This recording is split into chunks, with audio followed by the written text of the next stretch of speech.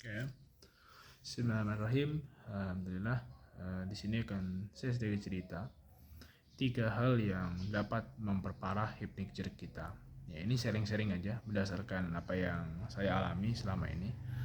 Ya, jadi ada 3 hal yang dapat memperparah hypnic jerk kita. Yang pertama itu adalah kita tidak ridho, tidak ikhlas ya menerima apa yang Allah tentukan sama kita. Ya, jadi setiap hari itu kita bukannya bersyukur, tapi malah marah-marah terhadap apa yang berlaku atau apa yang terjadi pada diri kita. Ya, bahkan kita protes, kenapa harus saya, gitu ya? Kenapa saya harus seperti ini, gitu kan?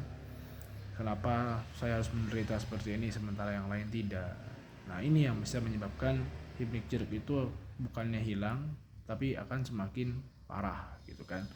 Selain itu pun itu dapat menyebabkan kita tidak mendapatkan pahala bersabar, ya.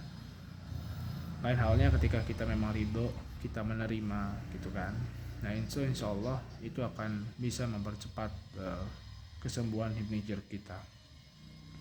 Yang kedua, yang menyebabkan hypnic jerk kita parah itu adalah karena kita sering browsing ya, di internet, ya baik itu di Google, di YouTube, di Facebook atau dimanapun di medsos-medsos terkait hal-hal yang buruk, ya hal-hal yang buruk terkait penyakit ini. Ya, kadang-kadang kita browsing di Google, ya kita search kata kunci keyword ya hypnic jerk, kemudian yang muncul apa? Ya muncul tuh hal-hal buruk, selalu buruk dan buruk. Ya, bahwa penyakit ini adalah karena misalnya multiple sclerosis, dystonia, atau hal-hal penyakit-penyakit lain yang sifatnya berat, gitu kan. Lalu kita ke YouTube, ya kita cari orang menderita hypnic jerk, ya bahkan ada yang sampai mengaitkan hypnic jerk ini dengan fatal insomnia. Nah, itu kan sangat tidak relevan, gitu kan.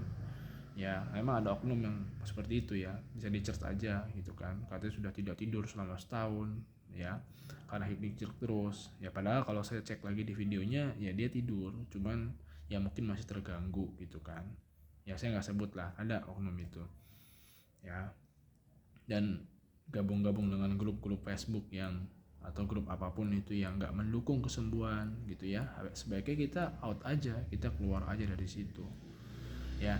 Karena kan kalau kita semakin di situ, ya itu semakin parah lagi nanti penyakit kita. Dulu saya pernah gabung tuh di grup kayak begituan juga, di grup ya adalah satu grup hypnic jerk, ya yaitu isinya orang ateis, orang yang suka ngeluh, gitu kan, orang yang ya gimana mau ketemu solusinya, gitu kan, setiap saat keluhan dan keluhan, ya. Kemudian yang ketiga, menyebabkan hypnic jerk kita ini lama sembuhnya, gitu ya, terus makin parah, itu adalah makan yang nggak benar, makan atau minum yang nggak benar, ya. Khususnya makan makanan yang dapat merusak saraf, gitu kan.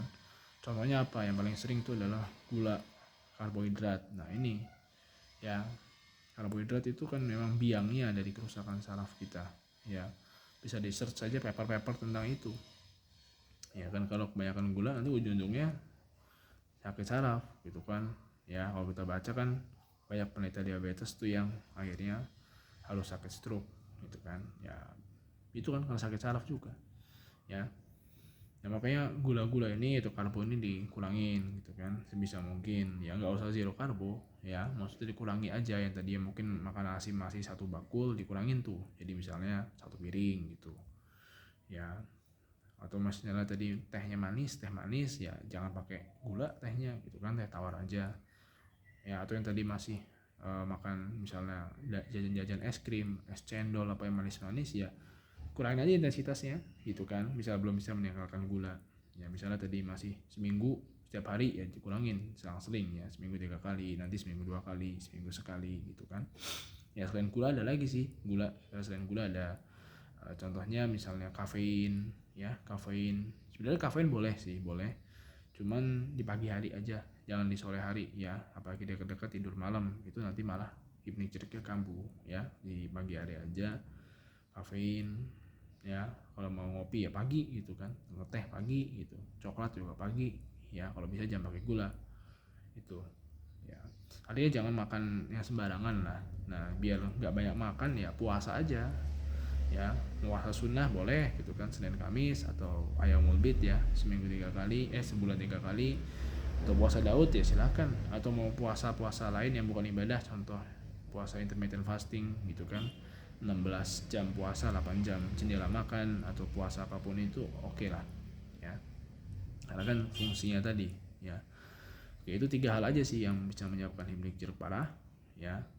Mulai dari pertama tadi kita tidak ridho, kemudian yang kedua karena googlingnya aneh-aneh, browsingnya aneh-aneh, yang ketiga karena pola makan kita yang belum benar, masih banyak sampah yang kita masukin dalam tubuh kita ya. Oke, akhir kata semoga Allah mengangkat hipnik jeruk kita semua. Barakallahu fikum.